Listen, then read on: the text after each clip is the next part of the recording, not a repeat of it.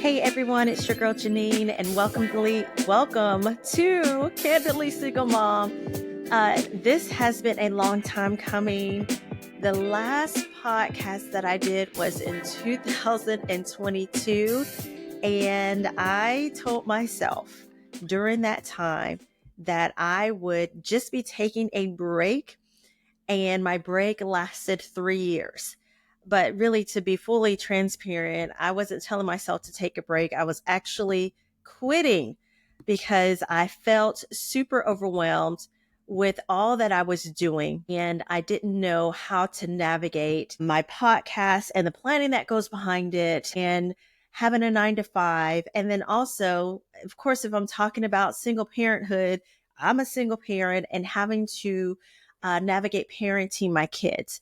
So I felt a little overwhelmed during that time because I felt like I was really doing a lot in supporting somebody else's vision and trying to support my own vision. That my own vision ended up being on life support, that I lost the passion of being able to create, being in a place where, which I believe that the passion is still there, but being in a place where I wanted to be open to talk about some of the experiences that surround single parenthood, my own experiences.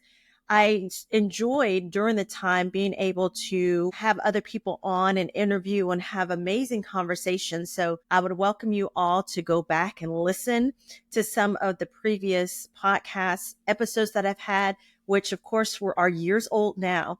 But we talked about a lot of amazing things. We talked about dating in single parenthood. We talked about stereotypes. We talked about prejudice against single moms. I had an amazing podcast with my friend Latiria, and she talked specifically about how a gentleman that was renting, she wanted to rent a house from, would not rent to her because he found out she was a single parent. So I want to invite you to go back and listen to that. And then one of the things that I also focus on in my previous podcast episodes was talking to those that were raised in single parent homes, talking to them as they are adults now and what it looks like for them to reflect on their experience being in a single parent household. And I thought that was super interesting because a lot of the times when I think about single parents and I think about other people that have the opportunity or the passion to talk about single parenthood, we always kind of come from a perspective of focusing on making sure the single parent, especially single moms, are well, that we pour back into ourselves, that we make sure that we have a community, that we make sure that we feel fully supported and all of those things. But one of the things that has been lost, and this is something I begin to realize even as my kids are older, is the fact that we need to consider how the children are doing. Are they okay? And so during the time that I was away, let's talk about it. The 2022, probably around that summer, I did my last interview, and going into considering what would be next for me. I was living in Georgia. I was 3.5 hours away from family. My kids, one was in high school at the time, the other one was in middle school, and life was lifing. Okay. So if you guys know how it is to raise teenagers around that 15, maybe 14 to 18-year-old range, and I went through with one, I'm going through with another. Okay. Y'all pray for me. That's like a difficult age because they start to feel themselves or smell themselves. And so I was navigating trying to discipline a son that was smelling himself and thinking that he can do whatever he wanted to do, working a 9 to 5, trying to build a business, right? Because I wanted to provide counseling and coaching services to other single parents. So I was working on crafting that and what does that look like? Involved in church, which, that's community, trying to build that community. And then with my 9 to 5, we have options, or not options, but opportunities where we're working beyond the 5 o'clock hour. We have major events that we do. And so there was a lot that was on me, and I was not navigating my self-care well. I was not navigating well how to discipline my son and make sure that my daughter was fully supported with what she needed when she was in middle school. And just all of the things just started coming up against me. And really, I felt discouraged, specifically when it came to this podcast, specifically when it came to fostering a community. I had a whole Facebook group, which is still out there, but it's not active. But I just didn't see where I was making an impact. I was very hard on myself. And at times, honestly, I still am. And I felt that if I'm not succeeding in the area that I'm passionate in, but I don't see the needle moving, I don't see the bottom line moving. And I feel like after so many years and so many episodes and so many this and that, that I was being consistent enough to see results. But I've got all of this on this other side where I really need to be all in to support someone else's vision. I'm just going to say, and this is what I said to God, I said, I'm just going to give up this, God, because maybe this is not for what you have for me. Maybe it's not for me to talk about single parents. Maybe it's not for me to be an advocate. Maybe it's not for me to support other single parents and having this. And I was, comparing myself to other people. And so I said, okay, let me just take a break. But really, I was saying, I'm going to quit and let me just be full all in with someone else. Let me fully support their vision. Let me fully be this person and do whatever I need to do in order to make somebody else's idea and vision great, which they're already great. The vision is amazing. But I just felt like I was competing with myself and trying to figure out where I can put all of my energy in. And I didn't know how to balance. I didn't know how to manage not only time, but really have a good self-care where I was sitting back and celebrating some of my wins. Again, like I mentioned, I was super hard on myself. But after a while, I felt like something was missing and I felt like I wasn't giving the full expression of myself, of who I am, of the conversations that I wanted to have, the rooms that I wanted to be in. I didn't feel that I was being challenged in what I was doing, even though challenge as a parent, I mean, that's always there. But as far as where I felt my purpose was, where I felt invigorated, where I felt excited, where I could sit and talk for hours, I just didn't have that anymore. And so I kind of retreated into myself and, you know, really didn't know the direction that I needed to go in. But it wasn't until last year, 2024, that I began to start picking this up again. I can't even begin to tell you what happened or how it happened. But I know one of the things, as I was talking to just various people about stuff and talking to individuals who were going through their own challenges as a single parent or just becoming a single parent, or challenges on navigating co-parenting relationships, challenges on them healing through abuse and infidelity, and me being in these conversations with individuals started to ignite the passion again on having conversations about single parents, having conversations about advocating for single parents, the way that we're perceived, how society thinks we are, the fact that a single parent household is considered a dysfunctional one. And I started feeling this coming back up like, Jeneen, you can't just let this sit. I would get reminders of things that I did.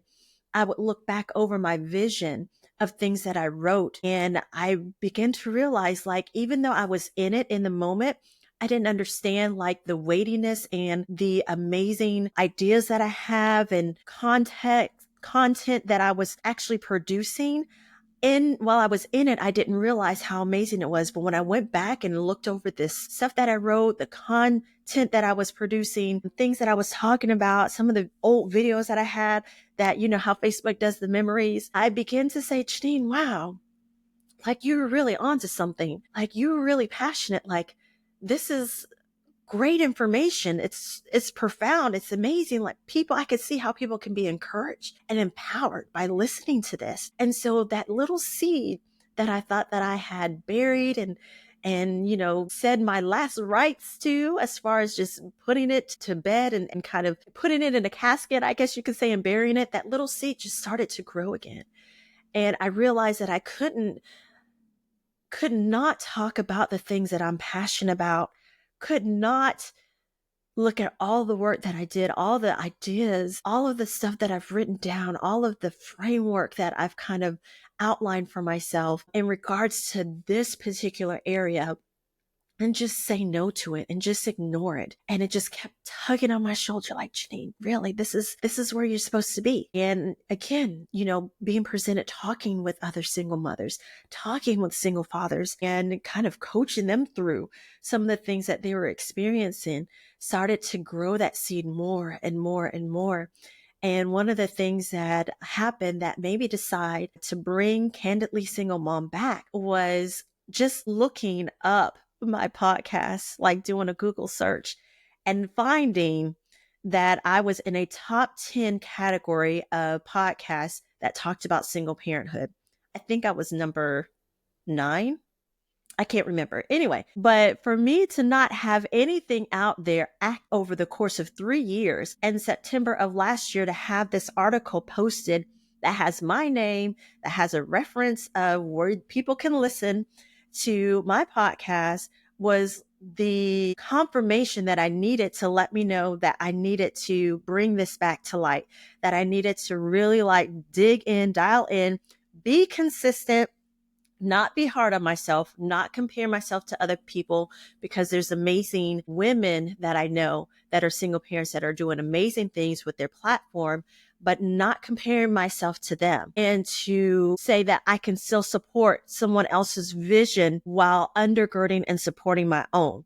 So that's a long way of me saying and kind of talking about the reason why I'm back. For those that have been a part of my Single Parent Strong Facebook group, I hope that you will come on this journey with me. I want to say thank you, because those beginning stages and days where I was on there thinking that I knew what I was doing, but not really know what I was doing, but still having good information to share.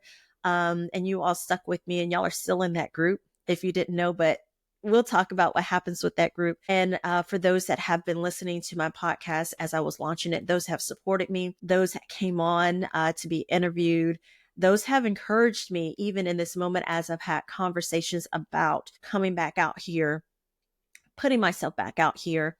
I just want to say thank you, because it's been a long road. And I think that the road has been for me to kind of build my character as someone that would be an influencer,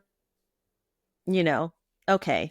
But someone that can be out there and to put a voice to like a social ill as it is pertaining to single parents, single mothers, single fathers, children growing up in single parent households. And so I want to be able to come back on to Candidly Single Mom and talk about this, not only talk about some of the things that we face collectively, but also share my story. I want to continue to share the passion that I have. I want to be able to continue to advocate for single parents, because I've been on this journey for a while.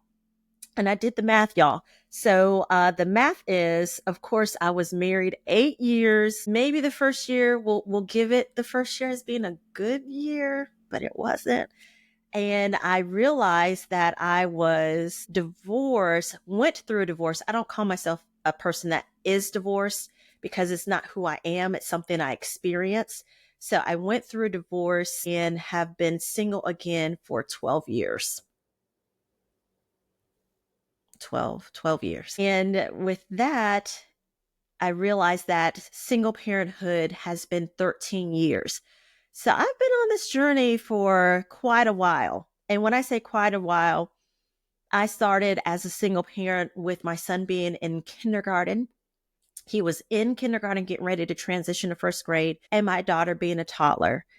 So not to say that I have the experience as proof, but I have really been on this journey. I have really experienced a lot of things that have been not necessarily devastating, but lows, heartbreaks. How do you navigate being a single parent and heal from a death of a divorce at the same time? But there's been some amazing things that I've experienced as well.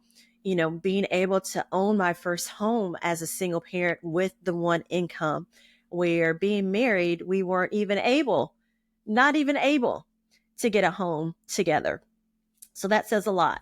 But there's been a lot that has happened over those years. And I feel like I need to be able to show or to share and talk openly about my personal experiences. And also to be able to share this because I recognize that there are a lot of single moms out there that are struggling, a lot of single moms out there that don't know how to navigate this new normal, I guess you could call it, and feel like they don't have support. And I know exactly how that is. I know exactly how you feel because I've been there. And even to this day, with my kids being older, my son being 18, my daughter being 16, and y'all, she's right in that middle age of feeling yourself as a 16-year-old, thinking you know everything. And that's a different challenge that I'm navigating. So again, y'all pray for me. I got one through it. I've got one more to go through it, and then I'll be an empty nester. But to understand that you're not alone in experiencing raising children on your own, and even the experience of navigating co-parenting, if it's working well, if it's not working well, how do you navigate through that? And I've been there. I've experienced all of that. I'm still experiencing all of that. And so there's a lot of things that I've learned, a lot of lessons that I've had to learn, ways and things that I've done that I felt like was right, and ways and things that I've done that was completely wrong. And I want to be able to share it because I think that there's a lesson in everything that people experience in life if you choose to take the time back to think back and understand the lesson. And that's the only way that we know how to grow. That's the only way that we know how to build resiliency. That's the only way that we know how to do better, right? So for me to come back here and to be able to talk about what's passionate about me is really accepting that part of myself of who I am. And I'm not saying accepting the part of myself of who I am as a single parent, but accepting the fact that I have a passion and I have a purpose in bringing this to light, in having these conversations and talking about the things that comes along with marriage, divorce, single parenthood, raising kids, finances, support, lack of support, prejudice, all of the things that come along with just navigating life, right? And so the point of me coming back on here is, again, sharing my story, again, encouraging other people that are going through something similar that might not know where to turn, and helping to uplift others to navigate this path. This is a journey that you're going to be on. It might be a long journey. It might be a short journey. Who knows what God has for you in your future? But how do you navigate this well? How do you parent well? How do you take care of yourself well as a single parent? How do you do all of these things and not let it consume and overwhelm you and get you in a negative headspace? I think one of the things that I read, and this was like some years ago, and it was really sad because it was a young lady who was using social media as her outlet, right? And a lot of people do that. I don't necessarily do that. But a lot of people go to social media and they'll write and they'll talk about the issues that they have. And so this young lady, she was just talking about how hard it is. And her child was like a baby. And she's a single mom. And she was struggling. And it was just difficult for her. And I don't think that she had support. I don't know who she had around her, if she had anybody. But it put her in this negative headspace to the point to where she felt like her life wasn't worth living. And the unfortunate and sad thing about it was that she actually ended her life as a result of just being consumed of the responsibility and how hard and challenging it could be being a single parent and navigating all on your own. And especially when your children are like babies and toddlers, and you don't have that community or that village to kind of undergird you. And it's super unfortunate because there should have been a community for it. There should have been people to kind of help her get out of that headspace. But I know all too well what it is like to be in a negative space and to only think about your problems constantly, day in and day out. And sometimes we have a way of magnifying our issues to be more than what it is. And the feeling of overwhelm starts to grow. And you feel like you don't have an outlet. You feel like you don't have a way of escape.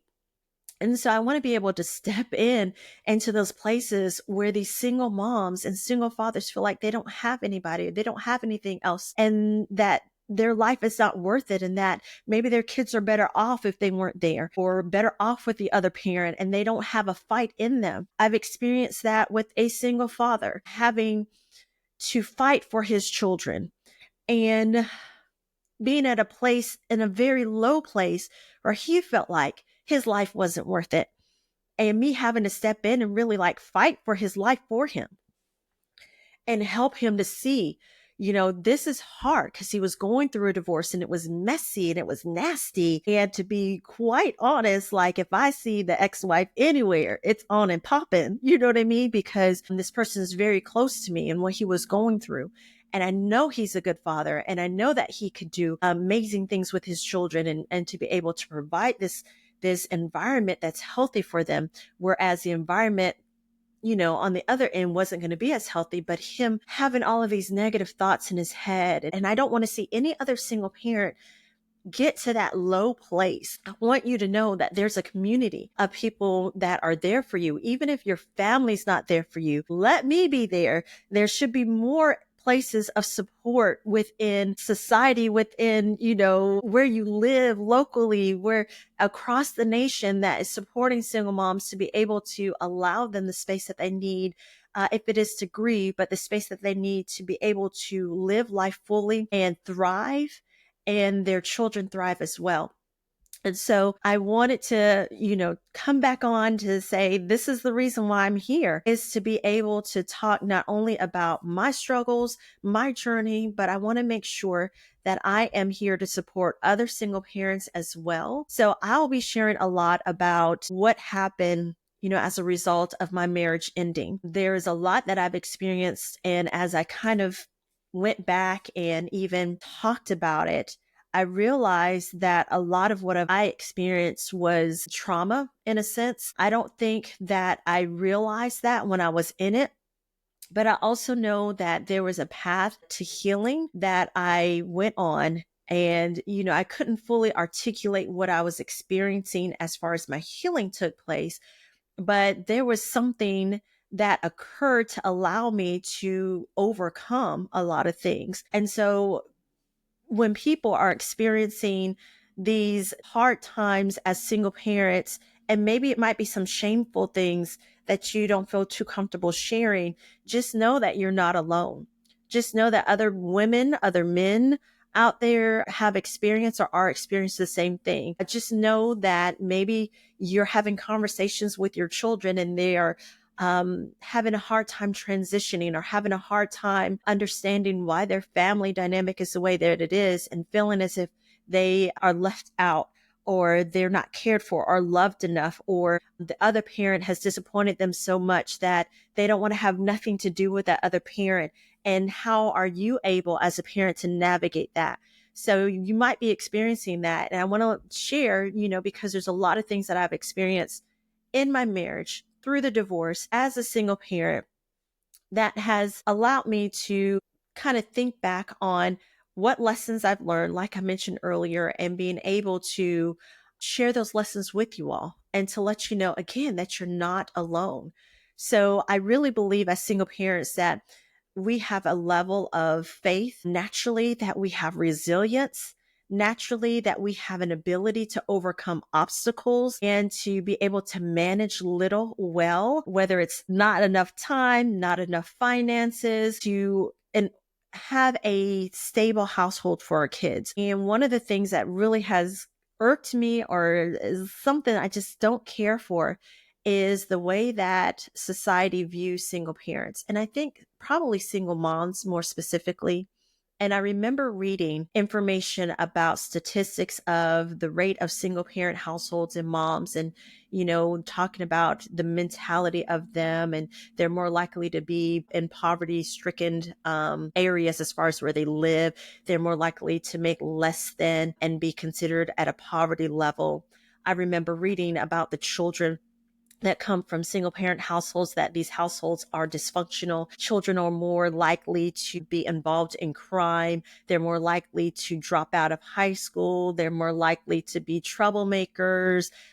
They're more likely to become single parents themselves and repeat a cycle that is negative in a sense, of single parenthood. And when I read that, and that was so many years ago, I was in school and I was reading it. I was like, not me, not me, not my kids. And I think that's the reason why I started on this path as far as the advocacy, because I could see how people can consider being a single parent negative, and that a functional household means that there's two parents in the household. But I also know that in two parent households, it can be so dysfunctional that the parents don't get along, that there's abuse, that there's so many things going on, that the best thing for them to do is to not be married anymore, for the parent to raise their kids on their own. And that's been my experience. My family, me and my kids, we're a lot healthier now than we would have ever been, ever, if I was to stay in that marriage. And I can say that flat footed, 10 toes down, say that life has been a lot better since I decided that being married to my ex was the best option for me and my children. So there's a lot of things that need to be dispelled as far as perceptions, as far as misconceptions, right? All the words that rhyme about single parents. But one of the things I want to share with you is also knowing, even that we're on this journey, that we are not alone on the journey. And so one of the scriptures that really resonates with me, one that has helped me many, many years, is Psalms 46:1, which says that God is our refuge and our strength, that he is an ever-present help in trouble. And so I remember the earlier years, me gravitating towards God, me reading my word, me praying, and me just reciting verses over myself and my children, because I felt like I was alone. I felt like nobody understood what I was going through. But God was reminding me, even though I couldn't see him, he was there. He knew and he knows what I'm going through. And there have been some miraculous occurrences that have happened, things that God has showed up and done in my life that I don't think that I would have ever received. And I don't fully, probably couldn't say that if I was married, but there's ways that God has stepped in my life and has shown me that he was there for me as a single parent. And I just know, again, that you're not on this journey alone, even if you don't feel like you have a village. God is more than the village that you need, right? So just knowing that he's there, just knowing that he's guiding our steps. And so I want to make sure that you understand, as a single parent, yes, you single mom, yes, you single dad, that you are not forgotten, that the work that you're doing, the sacrifices that you're making, and the love that you have for your children matter. I used to hate when people say you're a good mom, because they say that a lot to single moms. You're a good mom, single mom. You're a good mom. You're doing good. Say that to all moms, right? But I really want to say that you're doing a great job with your children.